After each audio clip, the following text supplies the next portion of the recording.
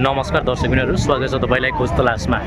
आज चाहिँ हामी माइतीघर मण्डलामा आएका छौँ र यहाँ सुकुम्बासी पीडितहरूले धरना कार्यक्रम गरिराख्नु भएको छ। यहाँ भाषण गर्नेहरू पनि हुनुहुन्छ, कोही थाल बजाइरहनु भएको छ, कोही ताली बजाइरहनु भएको छ। हामीले अनौठो कुरा के सुन्यौँ भने अहिले भर्खरै एकजना भाषण गरिरहनु भएको थियो। उहाँ के भन्नुहुँदै थियो भने म सुकुम्बासी होइन, मेरो काठमाडौँमा घर छ, म तपाईँहरूको लागि आवाज उठाउन आएको हो भन्नुहुँदै थियो। यो कुराले चाहिँ हाम्रो ध्यान केन्द्रित गर्यो। उहाँको भाषण हामीले पछाडि तपाईँहरूलाई राख्दिएका छौँ।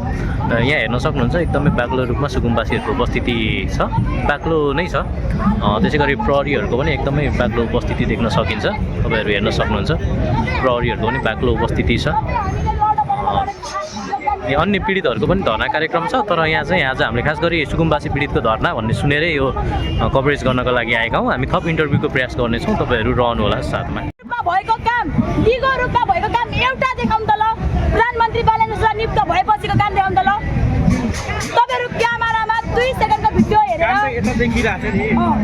हजुर हेर्नु यहाँ देख्नुभयो नि हजुर काम बेरोजगारी च्याउ उमारेको जस्तो उमार्नु थाले क्या यो सरकारले त हैन। यो दिगो व्यवस्थापन गर्न कति वर्ष लाग्ला, कति समय लाग्ला भन्नु त। गर्दै गर्दाखेरि अब 100 दिन नै पुगेको छैन, विरोध गरेकै जनताहरूले भन्ने खालको कुरा गरिरहेको छ।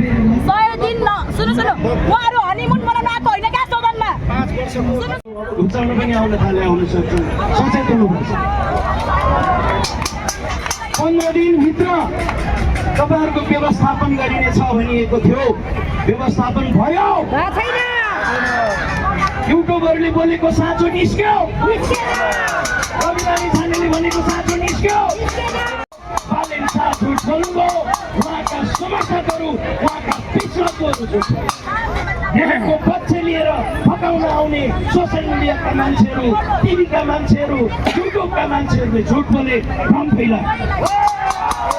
15 दिन तपाईँहरूलाई यहाँबाट हटाएपछि होटलमा राखिन्छ भनिएको थियो, राखिएको छ?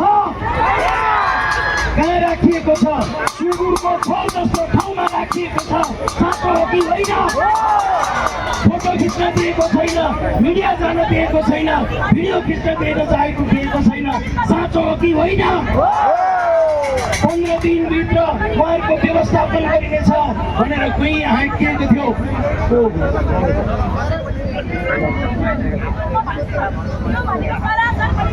15 दिनभित्र यहाँ पनि मलाई छोटो बल भनिँदैछ, छोडिदेऊ? म छोटाउन तयार छु।